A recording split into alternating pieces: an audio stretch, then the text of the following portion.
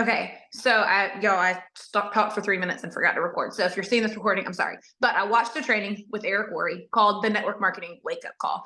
And when I watched it, I redid what I had planned to talk to you guys about today, because the people with the highest belief make the most amount of money. The number one thing it's going to take for your business to change is mindset. Do you know where skill set fell on the list? Not number one, not number two. It was mindset and perspective that determines whether or not you guys will persevere or you will quit. And he talked about so he had this whole long list of reasons that post-pandemic network marketers and leaders have said that they can't do this. Like all of their limiting beliefs. Well, I don't know if I can be successful because the market is saturated. I don't know if I can be successful because social media has changed. I don't know if I can be successful because my upline won't help me. I don't know if I can be successful because my team is lazy.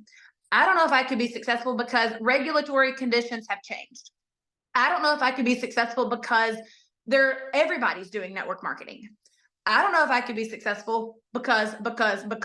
And he said, and because he said it, I feel great about saying it. He said, that's bullshit. That's the same problems people have had in network marketing for 35 years. He has been around for 35 years.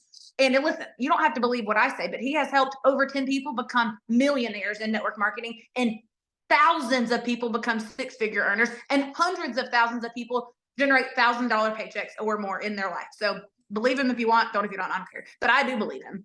And the fact of the matter is people with the highest belief make the most amount of money. And it's why the number one and number two thing that determine your success have nothing to do with your personality or your background or your skill set. So all of this nonsense about, well, so-and-so can do this because she's better at this than me. She can just sneeze and a joint pops out. That doesn't have anything to do with whether or not you can be successful. It has to do with your mindset. Because there's nothing new under the sun. You don't have it harder than anybody else. And I know that that's going to ruffle some feathers because you're already in your brain. Some of you, not all of you, some of you, and I only know because I have the same tendency to think, yeah, right. I do have it harder than those girls on the call right now live because I have a full-time job. Or I do have it harder than those girls who get to work a full-time job because I never get to escape this home and these children. I do have it harder than her because I'm an introvert and people make me feel weird. I do have it harder than her because I'm an extrovert and people think I come on too strong. We have all these reasons that we think, well, if I had her upline, I could do it. If Christina would just do welcome calls for me, I could do it. And the fact of the matter is, he says that's BS. It's BS.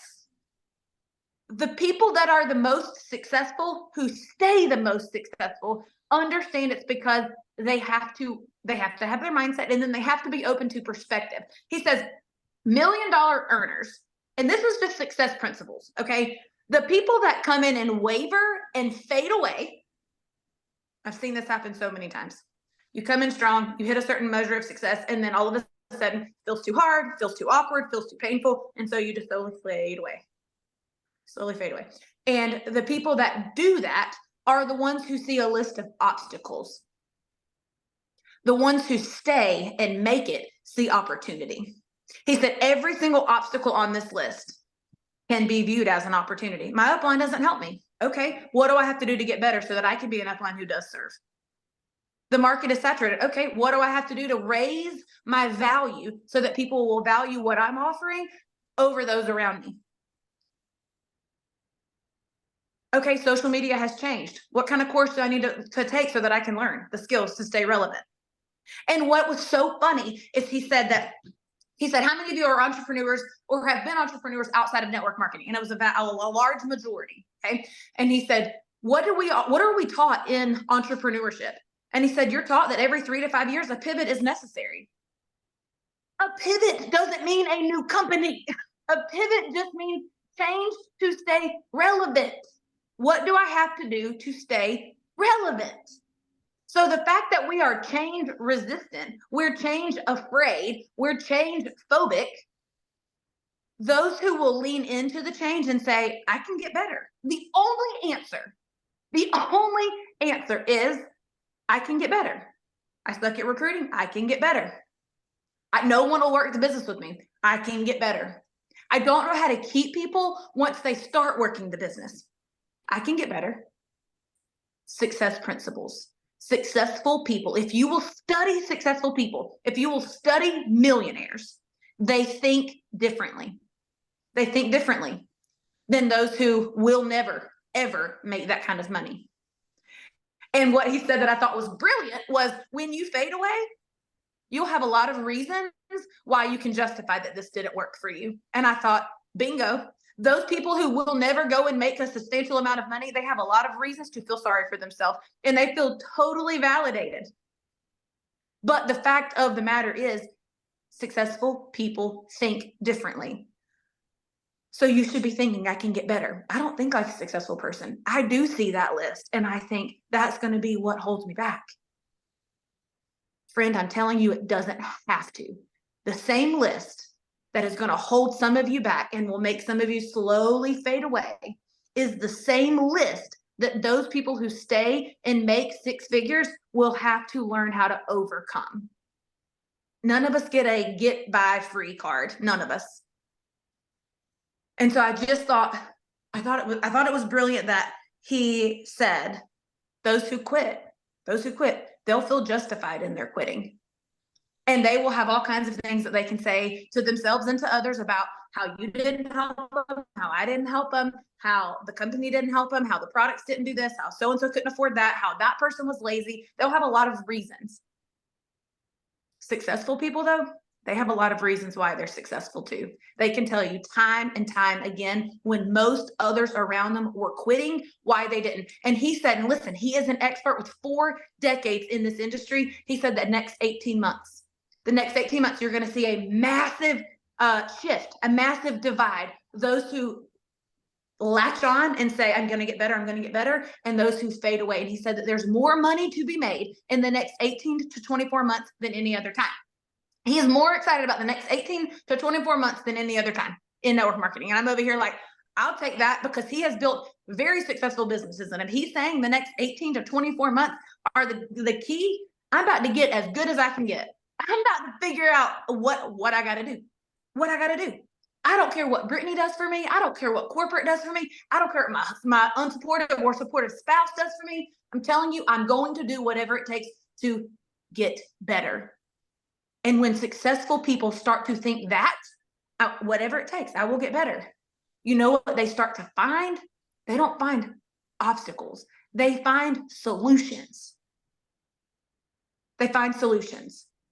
It goes back to that.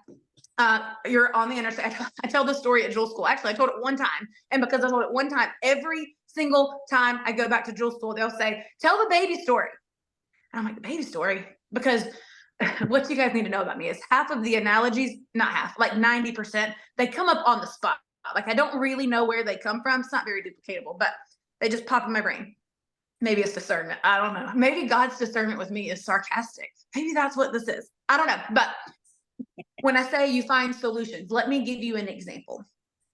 I'm on this side of an interstate. Okay. There's 8 lanes, 4 each way. We've all been on an interstate. Yes. I know some of you live in the country, but you've been on an interstate. Cars, semis, motorcycles. I mean, there's just everything around. Construction. I'm here somehow. I think this maybe was birthed out of a dream I had or something, but somehow I wake up and my baby is over there on the other side. I can very clearly see the baby. And I know intuitively it's mine. That's my baby. And so all of a sudden I'm faced with, what are the possible solutions to get from here to there? I'm not concerned about the noisy freaking semi trucks. I'm not worried about the construction. I know I have got to move. I got to move. No one's coming to save me. This isn't like, let me call a AAA roadside and like wait for their truck to show up. That's my human on the other side. And all of a sudden I'm taking action that's messy.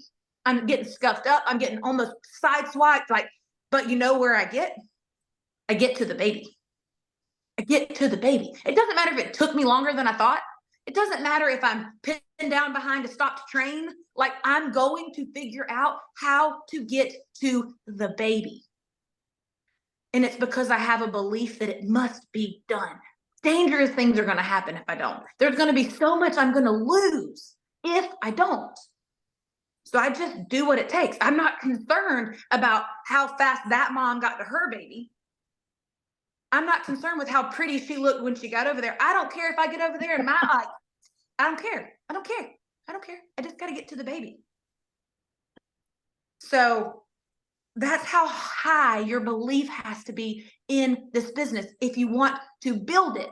If you don't want to build it because it feels too hard, you're going to find reasons to let yourself off the hook. So some of you might be thinking, well, Christina, but my belief isn't that high. It's not that high. I don't know that I can persevere. I don't know, like, and he says, this is when you get tough. He said the difference between those who just like fly to the top flippantly one time and like what makes them different than those that claw themselves to the top is that those that claw themselves, they've been punched in the face a lot. They've gone to event after event after event that no one showed up to. They signed their dream teamer and she promised to work the business. And then not only did she quit, she jumped ship and took a team. And they were faced with having to rebuild that team. They've had people go live on social media making fun of them. They've just been punched in the face. And every time they get punched in the face, it's like that really annoying, golly, for Christmas, the kids get them and they punch them and then they go down and come back up. That's how strong people are. People that want to go, they're like, okay, took that punch. I mean, Mike Tyson could punch me in the face on the interstate and my baby's still over there. So I was like, boom, that sucked. Gotta go. Boom, that sucked. Gotta go. He bit off my ear. That's unfortunate. Gotta go. So it's going, like, people who get there, they have to go through the tough process. You guys know diamonds are made under pressure and fire. And I mean, that's what it requires. So it's foolishness for us to think that this should feel easier. When somebody tells you this should feel easier, you say, girl, no, you just should be better. Mm-hmm. We just got to get tough. We got to stop shielding them from discomfort and pain. We empathize and we say, listen, that's okay. Everybody that I know at the top, they've been there. And we're gonna feel that emotion right now. And listen, I'll even get in there and be like, yeah, she sucks. She ain't even smart. She's gonna be the same person over at that other company that she was over here. But then you know what we're gonna do? We're gonna work. We're gonna work. We're just gonna get tougher. People say, Christina, I just wish I could be as disciplined as you. Not disciplined. I just have been punched in the face. Just been punched in the face. I just want to get tougher. I don't care about just want to be tough. And so there is nothing else I could have come and talked to you about this morning after that, because I think, Brittany, when we started building this business, there hadn't been, I see a couple people leaving and I'm like, oh, this was maybe a little spicier than they thought. It's okay, friends, they'll come back. So we weren't raised to expect that this should be easy, and I say raised, like hypothetically, like in this business, that this should be easier or more fun or faster. When we started, we hadn't seen anything like 2020. We didn't. I mean, we were willing to build it for 10 years if that's what it took. We rebuilt over and over, and we were just taught to expect that this was going to be tough and it was going to be hard, but it's because it is worth it. So I think sometimes we get afraid of telling people, hey, listen, this might be tough. You might have to learn and grow, and you're going to fail forward, but what's coming on the other side is that baby on the other side of the interstate. It's coming, and it's going to be worth it if you will just stay the course. The people with the highest belief, they make the most amount of money. And if your belief isn't rock solid, what's going to happen is when you hear somebody else saying, oh my gosh, I just feel like there's so many people that are doing this now, or oh my gosh, I just can't get anyone. You're going to hear that. First of all, successful people don't engage. They don't engage. That's why you will never see me engaging with people who are not success principle minded. And that means that I have to be willing to have less friendships. I'm okay with that because it's a boundary. I have to have a boundary, because otherwise what will happen is you'll be susceptible to their fear. You'll be susceptible to their fear. So you're going to have to work on growing your belief in your mindset. You study successful people. You study success principles, and you become a student of this industry. Okay, that's what I have for you. So now we have time for questions. Christina, that was awesome. Can I jump in and just there was a comment about why this 18, is this just a hypothetical after you hear this video, or is it actually the next 18 months? And I want to just re-emphasize what Christina said, because in 2020, network marketing as an industry had a huge boom, and we saw that on our team. If you were here during that time, I mean, Terry went to Emerald in 3 months, Kayleen, 8 months, tons of jewel rank ups. And that wasn't just us. Industry-wide network marketing exploded because people were open to a plan B in the pandemic, and they needed the finances, and everyone was crazy worried about their health, right? And so what's happened now is that we've come to a point of stabilization in our industry. It's a normal growth rate. And so people that came in during that time or don't have the grit that Christina was referencing are saying it feels hard. They have this expectation that it should be quick and easy. And that is never the normal expectation of this industry. Quick and easy is a lottery ticket. It's not network marketing. So because of where we are in the marketplace, because of stabilization, and because of where the economy is, that's why he's talking about these 18 months. Let me give you an analogy why, okay? Everyone's talking about that we are on the brink of a literally defined recession, or we're on the brink of that. Now, to people that are fear-minded, they are pulling out all their money, thinking, oh my gosh, I got to get all my cash now, and they're afraid. The people that are the most successful in the world are actually investing as the market drops, because they see the opportunity and what this will afford them. And it starts here because they understand success principles and they see the opportunity. They don't see the fear. They don't see the excuse.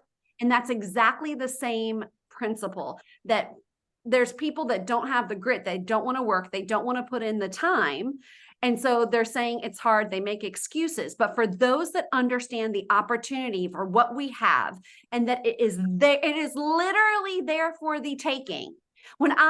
Christina, you may laugh. When I was listening to this, I literally gave out this battle cry, because for people that, can see it and go for it, will it be hard? Yes. Will it make you uncomfortable? Yes. Will it be worth it? Yes. Because you've got to go back to your why. It's about your vision. I'm not working for an extra $300 for Christmas. I am working to literally change the trajectory of my children's children's children and helping others do the same. I'm building a 7-figure business, a legacy business to transform generations.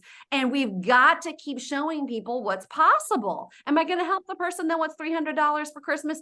Abso-freaking-lutely. But what we have is so incredibly powerful, which is why we have to keep reminding people of the vision, what's there for the taking. Because friends, you have everything available, and actually more available to you than either Christina and I had when we started, or even 3 years ago. And here's the thing, all the coaching that we have, all the this and all of that, in some ways, it's allowed us to become lazy, because we're doing all this stuff and not taking the action, not doing what just gets us the result by being uncomfortable. And how can you do that? It is because you have the vision for where you are going. So what I want you to do is every morning, Christina and I, and some of you are on this Rockstar recruiting class, and Melanie Mitra, who is a several 7-figure earner, think about that, several 7 figures a year. The very first week she taught us, read your vision every day. Read your vision every day. And why do you have to do that, friends? Because vision leaks. It leaks. This person, turns off their sub. This person walks away. This thing happens. You got to read, whatever. It leaks. You have to remind yourself. And if you read yourself, your vision, and if you took time, even Brendan Bouchard says this, the highest performers in the world spend time visualizing where they're headed. And then they're actually grateful for it. When you get that in you, no demon in hell, nothing can stop you, because you know where you're going. So if you could do that every day and stay tethered to your vision. Listen, Christina and I have had some hard things happen to us, not just in life, but in business. Guess what? It only strengthens my resolve. But I guess what I'm doing every morning, listening to my vision. And you know what else I'm doing? I actually have it recorded on my phone. I've written it down. I mean, I've recorded it. And so not only do I read it, I listen to myself saying it. Why? Because that's how you grow. So yeah. Yeah. And he said, which I thought was really inspiring, and we can drop the link for you guys if you want to see it. I mean, you don't have to watch it, but you can. But he talks about in there that one of the reasons that we see this is because when the pandemic happened, there was such an influx of business builders. What happened is the pros, just those of us, whoever was the highest ranking at the time on your team, kind of started taking over the responsibility of building, because we could do Zooms and we could do vision casting and we could do all these things to try to support what people had going on. And what we did is we robbed these people of getting punched in the face, because there was no one doing vision casting calls for me. There was no one hosting events that I could just bring my people to. Like, that was me. And that was me from silver all the way to diamond. And so what happened is we kind of handicapped some of our team and some of our leaders. And so just now is where they're starting to feel the pummel, the punch, the punch, the punch. And it's like, okay, well, that's on us as leaders. And so what we have to do now is start to say, you know what? No, Molly, you're tough enough to figure this out. You've got this. I know that you can. I'm here to bounce ideas off of you, but you're going to go and prove to yourself that you've got this. Oh, absolutely. So, listen, you don't need me for that sip and see. We'll strategize ahead of time, but I want to see you step into this. And so there's shared ownership here. There's shared ownership with us, and then there's shared ownership with the people who want to build this. So, all right, let's open this up for Q&A. Who has questions? It can be about this. It can be about something else. Does not matter. Bye, bud. Love you. Have a good day at school. Okay. I have a question. All right. Okay, my question is this. You talked about accountability in your one of your videos going fall. And so now I have an accountability partner. I even watched Brittany's podcast and know how important that is. But I've been struggling to find accountability partner. The question is, when you get one, me and her both are going, what is, and I know you talk a little bit about the points and talking about things, but can you talk a little bit more about what you and your accountability partner need to do? I know it's goals and points, and elaborate on maybe something else we might need to be doing together. Yeah, I think the first thing is this accountability partner conversation should take less than 5 minutes out of your day. Trisha and I talk for 30 seconds at the beginning of the day, 30 seconds at the end of the day. That is it. Do not get in the box of hoping that she's going to solve problems for you. Not her job, your job. Right. Her only job is for you to say, hey, today, here is my intention. And I talked about yesterday, it might be a results intention. Trisha and I are results. Like, listen, I'm going to grow today by this number of points. If I'm not in a position yet where I feel confident that I can manipulate that, like if I were brand new, if I were silver or gold, going and saying I'm going to grow by 10 points today, that might feel like, well, I don't know if I can actually do that. I'm dealing with people. So what I would tell you is that yours should be action focused. Today, Trisha, I'm going to do this and this, and I'm putting an event on my calendar next week. Make sure I've done that by the end of the day. And at the end of the day, I'm going to say, okay, I told you I was going to do 10 contacts. I only did 7 because the rain came and this happened and then my dog barfed. And she should say, not an excuse. Go do your last 3 before you go to bed. That should be the end of the conversation. She shouldn't be coddling you and understanding. The worst sentence you can say to your accountability partner is, I understand. No, you don't. No, you don't. I don't understand. You broke a promise to yourself because life happened. Listen, everybody has life happening. I don't understand. Call me back when you get it done. So accountability is, here's what I intend to do. So be realistic in what you're going and telling your accountability partner. It would be foolishness if I said, Trisha, I'm going to grow by 100 points today. That would be foolishness, right? What's more likely is I look at how much I grew by points yesterday. I know what's in my funnel. Like, I have an idea of what's going on, and I'm going to go a little bit further than that, just a little bit. So if I think today I can do an hour of IPA, I should get this number of contacts in. I'm going to stretch myself by 2 extra contacts, and that's the number I'm going to give her. So it's just telling somebody, here's how I anticipate behaving, and then them holding you to that. Thank you so much. You're welcome. But I mean, Trisha and I, we're to the point now, we don't even speak. Like, we screenshot whatever we've written down, we're doing a screenshot, next day screenshot, and that's the result. Did we do it? Did we not? And I mean, you know what happens? You train each other to not let the other one down. I don't have to say, Trisha, you didn't hit your mark. She knows better. Don't show them my inbox if you hadn't hit your mark. Don't. And if you do, it better be like, I left it all on the field. Like I loved when he said, I think this is a podcast I listened to, but when they say, here's where I start, here's where I'm going. If I don't get there, you're going to find my body dead on the way to there because I literally will leave it all on the field. And so there have been times it's like, listen, did everything I could. I even increased my activity double, like trying to make this happen. Didn't happen today. I'll make it for it today plus some. That's the only, there is never an excuse allowed, ever.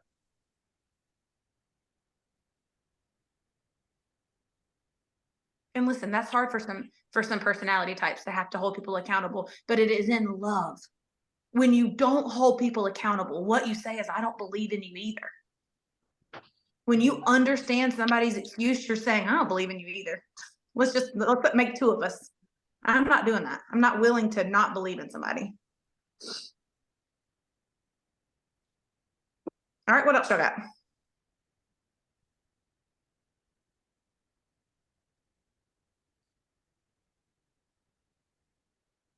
Trying to see the chat and the things on this phone.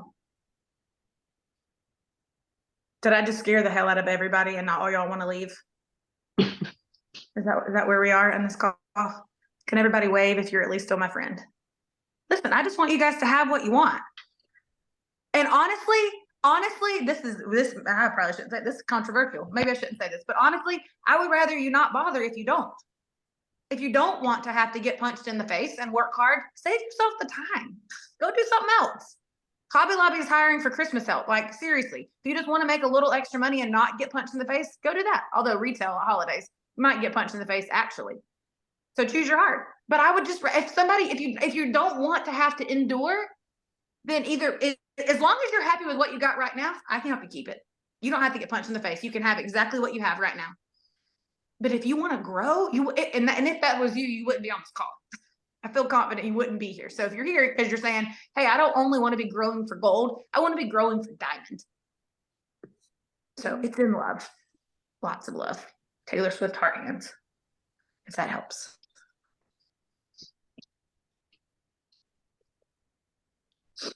All right, what else?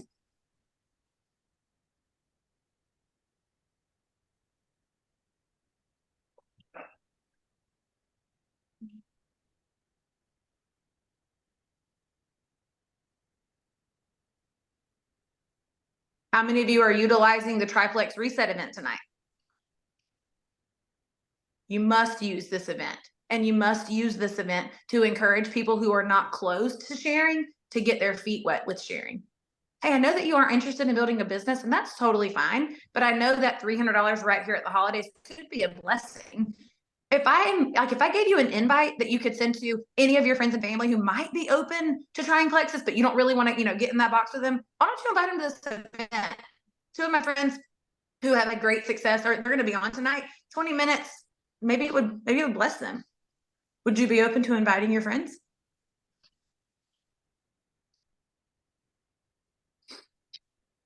Sometimes we hope that our team will utilize the event, but your team's going to do what they see you doing. So I would be in my team chats going, I got another yes for tonight. Got another yes for tonight. So if you have an accountability partner, I'd be going, hey, I'm going to commit to getting 3 yeses for tonight's event. You might get to stop at 3 messages. You might have to go to 300. I don't know. What's it going to take for you to get 3 yeses?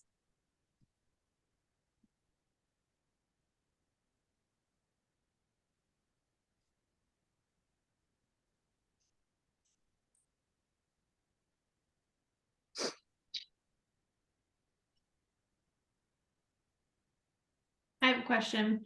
Thank the Lord, Emily. Just need some words of wisdom. Okay. I have a new sharer who is, this is her first month sharing, and her goal was 5 joins for this month. She doesn't have any yet. And so today we got off a coaching call and she was like, I think I want to just hold off. Like, I've had life happen, lots of stuff going on.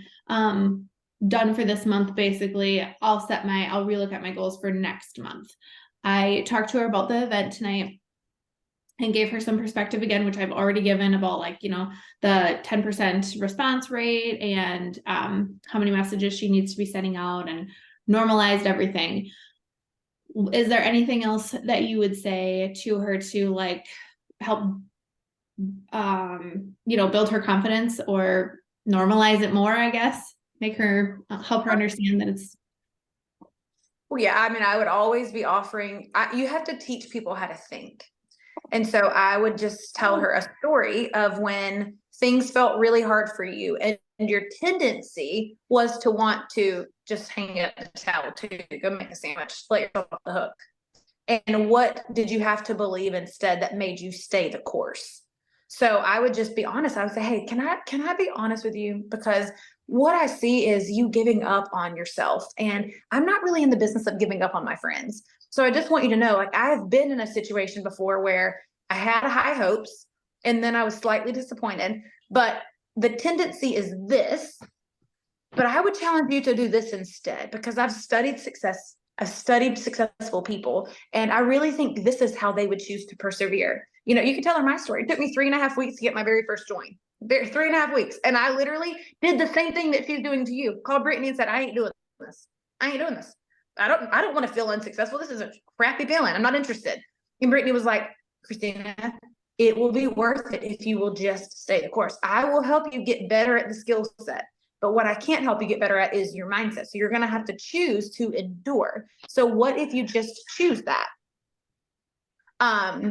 So that, and then I would just give her some perspective, and I would say, and honestly, here's my fear with you, friend. It felt hard this month and you want to hang it up. What makes you think November is going to feel any easier? Like, what if instead of we want it to be easier, what if we just commit to getting better? I think you can get better. I know I'm working on getting better. So I don't think easier is the goal. I think the goal is just getting better. And I really think it's going to be worth it. Imagine how you're going to feel if you set a goal for 5 joins. Your only option was to stop for the month, but instead you landed with 1. What if you end this month with 1 goal under your belt? That's progress. Progress is the biggest motivator. How would that feel if you did that? And so just kind of casting vision. When people are in that mindset, they can't really consider other options. So you're not being pushy. You're just saying, like, what if there could be another perspective though? Thank you. I need to write down all of your words. You're so sweet. Well, we record it.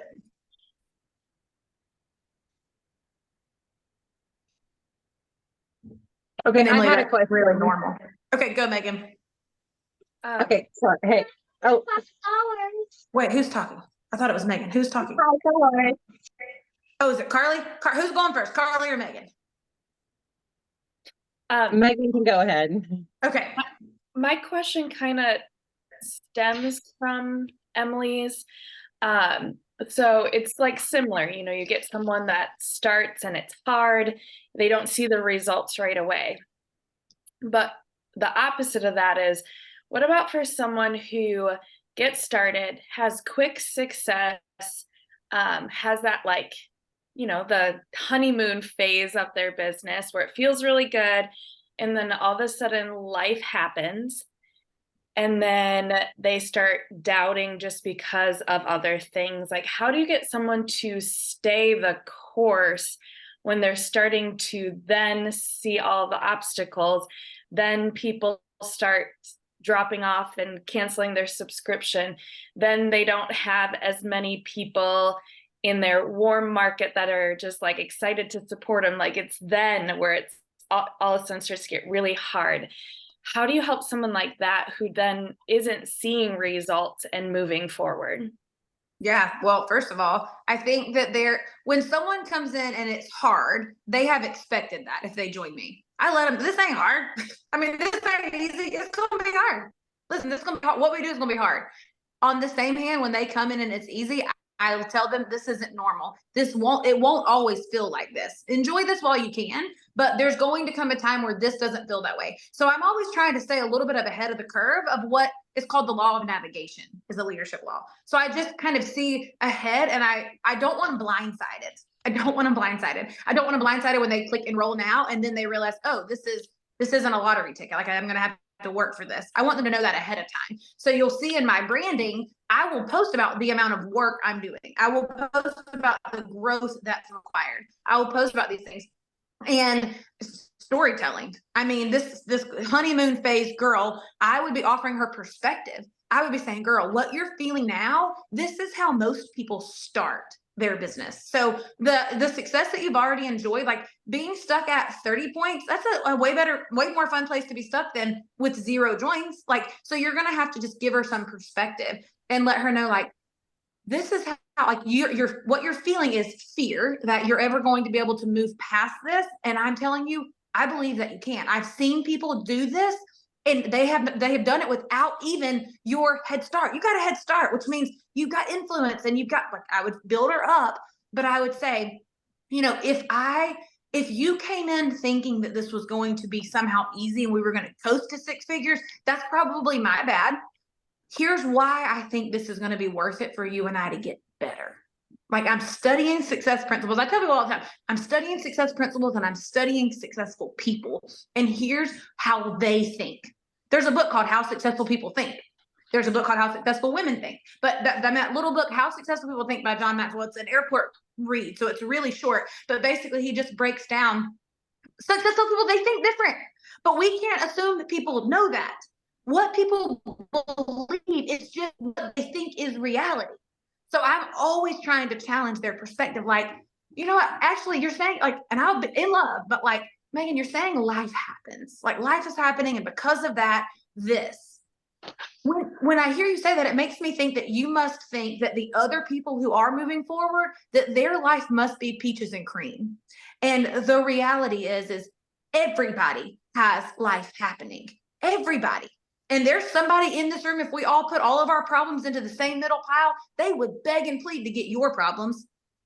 And those are people who are building this successfully. I have some really successful diamond friends right now going through it. I mean, going through it. But again, you have a list of obstacles, and that's what not successful people see. You have a list of obstacles, and successful people see it as opportunity. It's like that optical illusion. If you stare at it long enough, all of a sudden it looks different. That's the thing. They just have to be taught how to stare at it. So in love, I would be challenging what she's feeling as truth.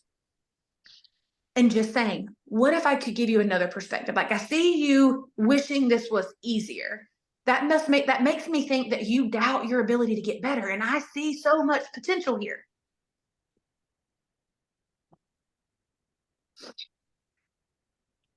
All right, Carlin. Okay. I had this past month, I had 2 people that I thought were going to sign up for like a welcome pack, but they ended up only getting like 1 product. Okay. Which is good. They still bought the VIP. Both of them still got VIP. And they paid full price for it too. So I'm like, okay. But I have a feeling whenever I really start going hard with the reset coming up, that people are going to want just the reset.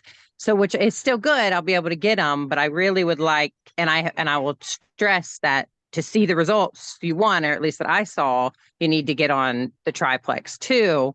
But kind of how would you just encourage them, or what would you say? All right. So the people that are coming in and have bought 1 product, I don't have that happen on my team because I just don't allow it. If somebody's going to come in and they're saying, hey, all I'm interested in is a pink drink. What I'm hearing is, I don't understand why the other products are as valuable. So I'll say, tell me more about why you just want the pink drink. Well, I saw so-and-so drink it, or it tastes good, or whatever. And I'll say, all right, tell me what your health goals are. I have all this whole list of health goals. And I'll say, I'm going to be honest with you, that pink drink, that's going to hit 1 out of the 18 things you just shared with me. Like, I'm really not in the business of helping somebody invest $80 in a product, expecting this and going to get this. So what I would rather do, friend, is wait until you can invest the 125, because the triplex, it's going to start addressing and healing all 18 of those things. So when you're ready, let me know. But in the meantime, like, it's so important to me that you get the most out of your investment. And honestly, I just don't think that's going to be it. So I can't in good faith accept that. Reset, with this triplex reset, you will not see me at all talk about just the reset. Not going to happen. Every single before and after that I post, it's always going to be, here are the results of the triplex coupled with the reset. And I literally told this girl yesterday, I'm like, listen, you can go buy the reset off of eBay if you want, because that's not what I'm not in the business of that. I'm not in the business of seeing you go lose 5 pounds and gain it all back on day 7. Not what I'm here for. If you do want to sustain your results, I totally will support you. I am very confident I can get you there, but I'm just not interested in you being disillusioned with our products, because I don't want you disappointed with me or my products. So if you're open, I'd love to show you how they work together. So I'm sending the Triflex reset video. I'm not sending any reset products alone. And I'm just not inviting them into my organization, Carly. It creates frustration for you, because like you said, next month when they don't order anything or whatever, or every month that they're ordering and you're getting the fraction of the points and they're getting the fraction of the results. This isn't just well, I want Carly to get the most points. I want them to get the most results. So you'll have to figure out how to Carly that verbiage. You know, if I don't know if your personality is quite as strong as mine, like, but you can figure out how to just say, like, lovingly, like, I'm not okay with that. Like, I want you to love your experience. And I know it'd be like me going to the gym and telling my trainer, I want that bikini body, but I really only want to do my right leg. Like, I'm only going to lift weights with my right leg. I don't want to lift weights with my upper body. Not really interested in doing anything with my back or shoulders, but that's what I'm after. I would expect my trainer in love to say, Christina, I can get your right leg, like her right leg, maybe. But like the rest of that, you're going to have to do the rest of the work. You're going to have to invest in the right things. So that's what I would say. Is that helpful, Carly, or not helpful? Thank you. Thank you. Thank you. You're so welcome. Okay, are we time? It's time. I want to address that message in the chat. Let me say, Carrie, so your inner circle, you don't have to have a breakup conversation. What will happen is if you start to grow, they will start to fade. So if I am not a Christian and all of my friends are also not Christians, but God changes my heart and I want to start behaving and acting in a certain way, what will slowly happen is the fact that I'm not participating in what they're doing will make me feel set apart.